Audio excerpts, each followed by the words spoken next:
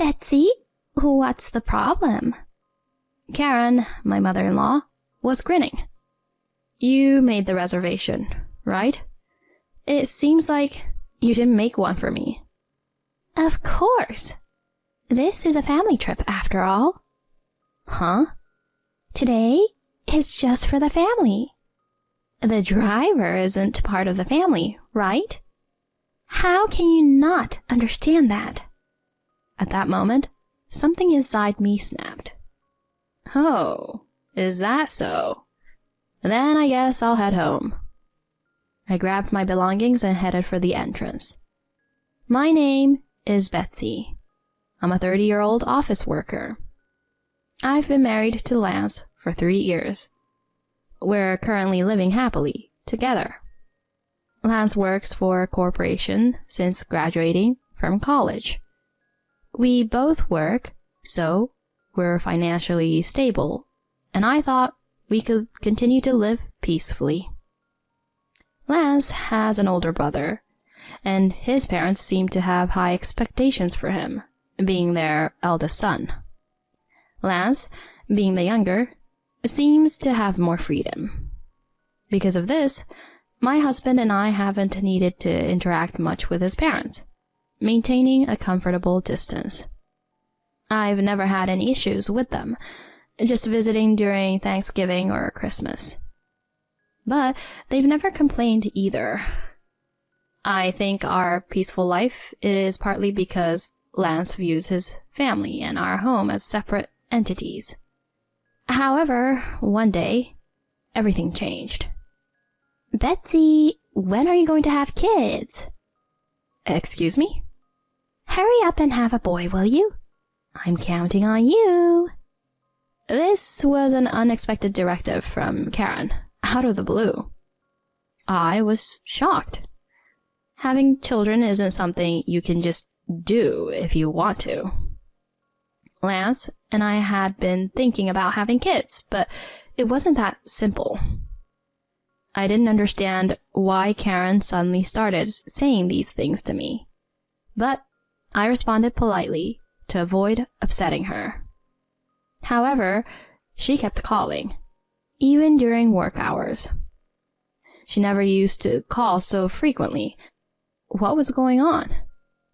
I'd call back when I could, and she'd ask questions like, Are you pregnant yet? Are you trying to conceive? I thought she'd get bored and stop calling after a few days, but it only got worse. If I didn't return her calls, she'd leave a ton of messages. Ignoring them only led to more calls. If I were a stay-at-home wife, I might have received even more calls or visits. A chilling thought. Eventually, I couldn't take it anymore and talked to Lance about it. At first, he seemed skeptical, but he was shocked when he saw the extensive calls and message history. Wow, that's crazy. I know, right? It's a bit overwhelming. Why this sudden change? Even Lance didn't know. But your parents live with your brother and his wife, right? Why is she contacting me so much? I'll ask my brother about it. And he called his brother. What? For real? Okay, all right. He's talking to him, looking very surprised. After hanging up, he was visibly surprised. So, what did your brother say? Turns out, he's divorced. No, you're kidding, right? I'm not. His wife left recently, and he moved out to live alone. I was stunned. They seemed like a happy couple. I never expected them to split up. Lance, deep in thought, muttered to himself. Maybe, now that my brother is single, my parents are looking to us for a future heir. Indeed, the timing of the divorce and Karen's calls coincided, and she kept mentioning having a boy. So now that they couldn't rely on the eldest son's family, they were turning their expectations to us. This was troubling. The thought of continuous contact from Karen was daunting. I wanted Lance to stand firm against any pressure from his parents. Karen's calls were relentless. Each time, I talked to my husband, reporting what she said and asking him to intervene. He agreed, but he seemed somewhat pleased, saying, "But Mom really has high hopes for us." This bothered me a bit. The stress from her frequent calls was mounting, so some days I turned off my phone to cope. Eventually, I got a budget smartphone for work, so I could keep my personal phone off during work hours. This reduced my stress at work, but my resentment towards her grew. If she continued like this, I considered blocking her number. When I started ignoring her daytime calls, she finally came to our house on a weekend. Hey, Betsy, why aren't you answering your phone? Every time I call, it says the phone is off or not connected. Oh, sorry about that. I've been turning off my phone because of how busy work is. What's that all about? Are my calls more important than your work? No, work is obviously more important, I thought to myself. She berated me even though my husband was with me. You know, if you just got pregnant already, I wouldn't have to call you so often. Do you understand that? No. You can stop with your calls anytime you want. It's up to you, I thought to myself, but didn't say it out loud. It would be too much trouble. I was also hoping my husband would help out. If he spoke up firmly to his mother, maybe she would back off. But contrary to my expectations, he started agreeing with her. "You know, she's right. We need to get pregnant soon." What? "We need to fix the situation so Mom doesn't have to waste her efforts." What is he talking about? Why is he agreeing with her and encouraging this behavior? I couldn't understand his intentions. I continued to ignore calls from her. But then, on weekends, she would come over and team up with my husband to blame me. I started to wonder if it was my fault for not being able to have children. So, I worked hard at trying to conceive and even underwent fertility treatments. What if I still can't get pregnant? I worried as months went by, but then one day, I finally got pregnant. I immediately told Lance. He was thrilled, and my mother-in-law was overjoyed. I felt relieved and I had fulfilled my role. During my pregnancy, both Lance and Karen were very kind to me. The frequent calls and snide remarks stopped. They even showed concern for my health. However, when it turned out the baby was a girl, they both changed their attitudes drastically. Honestly, you're just useless. "You have to give birth to a boy to be the successor. I'm seriously disappointed." I was stunned. Does it really matter if it's a boy or a girl? I was appalled by the sudden change in them. It completely snapped me out of the almost brainwashed state I was in and brought me back to the state before the pregnancy. These people are a bit off, I realized. But I gave birth to a daughter. Karen showed no interest, but my husband was happy, saying she was adorable. That was a relief. I was worried he might completely avoid her. If he had shown no interest in our daughter, I was prepared to leave him. But he did care for her, and I couldn't just take away her father. So, for now, I decided to continue our marriage. Karen didn't even say congratulations or give a baby gift. But as for her, I had already given up and didn't expect anything, so it didn't matter to me. A year passed quickly after my daughter was born. I finished my maternity and parental leave and returned to work. One evening, while having dinner with my husband, my phone rang. Ugh, it's your mother. Really? I wonder what she wants. I hadn't received calls from her since the incessant demands for a grandchild, so I was curious about her reason for calling, especially during the evening when I was with my husband. Hesitantly, I answered the phone. Good evening, Betsy. I could tell right away that her attitude was different from usual. I was thinking of going on a family trip next weekend.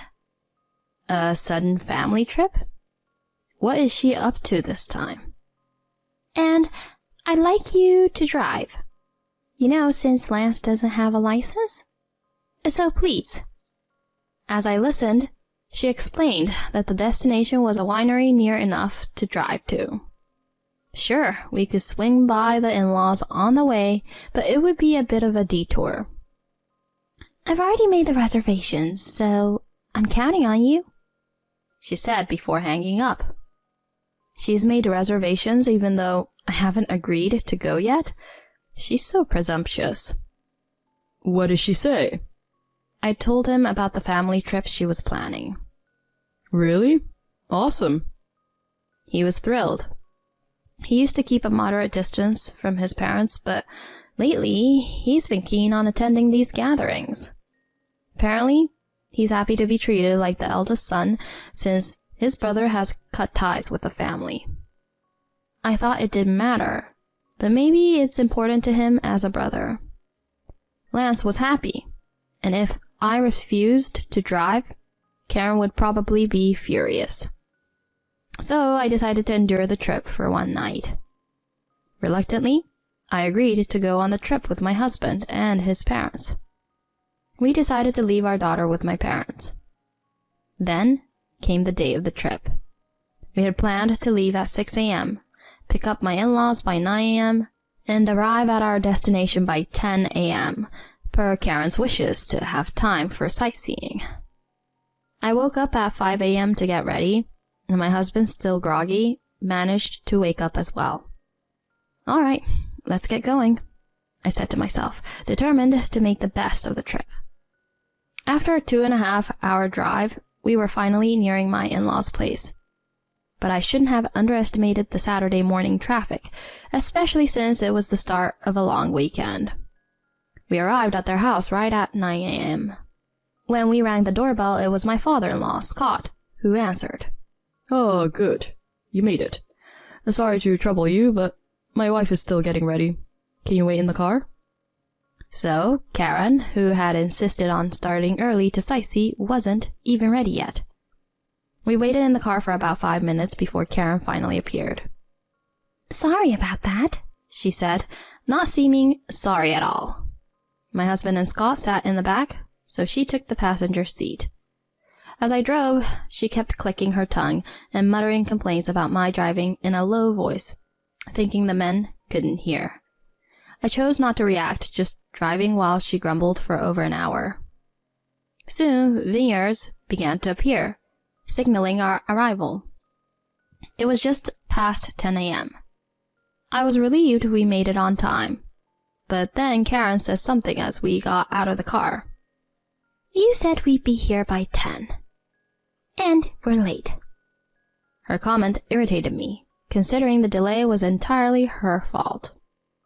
We spent the time before checking in sightseeing and eating, and even though she had me running errands like carrying bags and waiting in lines, I tried to stay positive, thinking I just had to endure this overnight trip. Finally, it was time to check in. Betsy, could you go check us in? Yes, of course. I thought once we checked in, there wouldn't be much else to do. At the reception desk, I said, I have a reservation at 3 p.m. for 5 people. Martinez. But something was wrong. The clerk looked confused. We have a reservation for 4 people. I instantly knew what had happened. Karen had made the reservation. The clerk, sensing something amiss, apologetically informed me. We were told during the reservation that there would be only one female guest, aged 60. Clearly, Karen had intentionally excluded me. I was embarrassed to have caused a scene at the hotel. I'm sorry. There seems to be a mistake with our reservation. Can we add another person? The clerk tried to help, but eventually said, I'm sorry, but we can't add another person to your room, and we're fully booked today. As I stood there wondering what to do, Karen approached. Betsy, what's the problem? She was smirking. You made the reservation, right? It seems like you didn't make one for me. I couldn't help but speak sharply due to her attitude. Then Karen said something unbelievable. Of course. This is a family trip. Huh? Today is just for the family. The driver isn't family, right? How can you not understand that? At that moment, something inside me snapped. I couldn't be part of a family with such people. Oh, I see. Then I'll go home. Yes, you do that. A daughter-in-law who can't even bear a male heir has no place in our family. She was smirking triumphantly. I grabbed my luggage and headed to the entrance. My husband and Scott looked surprised. Hey, Betsy, what's going on? It was Scott who came after me, not my husband. It seems Karen intentionally didn't make a reservation for me. What? Is that true? He was shocked.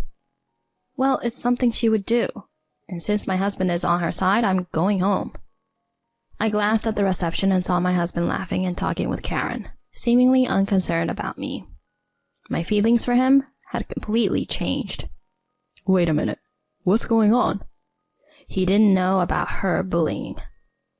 It's a long story. I'll send you some evidence on your phone later. I really don't want to see her face anymore today, so please, let me go. I said that and left the hotel. As I drove away, tears started to flow. I couldn't forgive them for their treatment and was angry with my husband for not defending me. I decided to take action against them and hurried home. I packed my bags and returned to my parents' house. They were surprised but furious when they heard the story. After calming down, I sent the audio evidence to Scott. The audio I sent to him included all the demeaning comments and harassment from his wife and son that I had recorded over time. It had their pressure about having a grandchild soon, Lance's agreement with it, and the vile words when they found out I was having a girl. It also included their rush for a boy after our daughter was born and the recent interaction at the hotel, which I had recorded. His response to the evidence was apologetic. Thank you for the data, and I'm sorry for all the pain you've been through. Things moved quickly after that.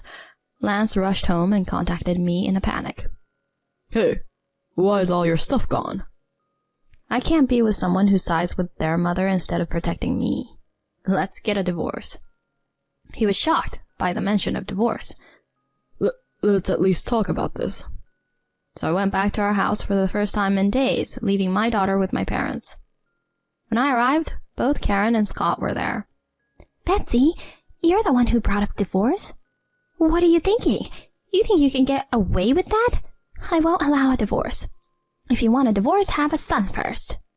She was as harsh as ever, losing her composure even in front of her husband. Yeah, you have responsibilities, so no divorce. I was beyond anger. I was just appalled. It doesn't matter what you want. I'm prepared to fight this through mediation or whatever it takes. I have evidence of your mother's bullying and the fact that you never protected me. This is more than enough for a divorce, and I might even claim alimony.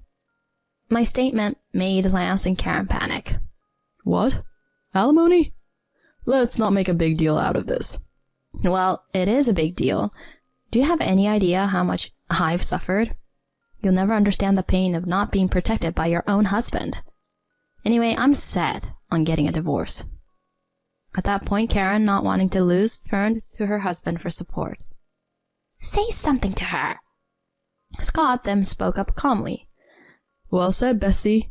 Be strong for your daughter. Leave my son and stupid wife to me. Wait, what are you saying? Dad, what are you talking about? Quiet. I'm disappointed in both of you. Aren't you ashamed of your petty bullying again? What do you mean, again? I've been told before by our eldest son's wife about bullying from you. They said they'd resolve it, so I didn't intervene. But now you've started bullying our younger son's wife. I won't forgive this. I want a divorce. What? Are you serious? Of course. Unless I'm cutting ties with you. What? Dad, why? I'm disappointed in you also. A man who can't cherish his wife is not my son. Reflect on what you've done. Both Karen and Lance were devastated by Scott's declaration of divorce and disownment. With Scott's help, I was able to divorce Lance and receive alimony and child support. Karen, having been a housewife for years, couldn't find work and ended up moving in with Lance, who struggled financially due to the alimony and child support. I felt they got what they deserved. Later, Scott contacted me again, saying Lance's brother wanted to talk. At the cafe, I met not only him, but also his wife. It turned out they had pretended to divorce to escape from Karen and continued living together, a plan proposed by Scott. I was glad to know they hadn't actually separated. Now I often meet with my former brother-in-law, his wife, and Scott for meals, always bringing my daughter along. Scott is delighted to see his granddaughter. Being a working mother, I manage well as a single parent, enjoying a peaceful life free from the stress of my ex-husband and ex-mother-in-law. I look forward to working hard and watching my daughter grow up.